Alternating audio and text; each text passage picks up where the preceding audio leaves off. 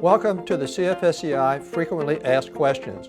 I am Dr. Roger LeBoux, Director of the We Win U Center for Cold-Formed Steel Structures. What is an acceptable gap in the stud-to-track connection, and how is that gap limitation accomplished? One question needs to be asked, and that is the job being panelized or stick-built? For example, when the panels are built in the shop, i.e. panelized, it is common that the panels will be assembled in a jig and compressed to minimize the gap before the screws or welds are installed. Now, in some cases, especially for stick-built, the designer may consider specifying an oversized web track top and bottom of the wall so that the studs seat fully without much applied axial load.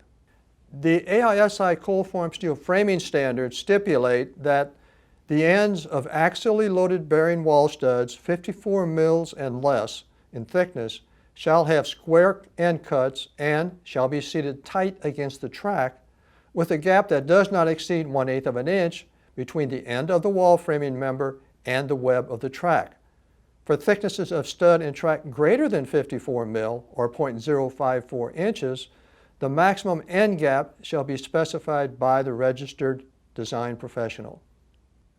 The standards also states that ends of curtain wall studs shall have square end cuts and shall be seated in the track with a gap that does not exceed 1/4 of an inch between the end of the wall stud and the web of the track, unless otherwise accepted by the registered design professional.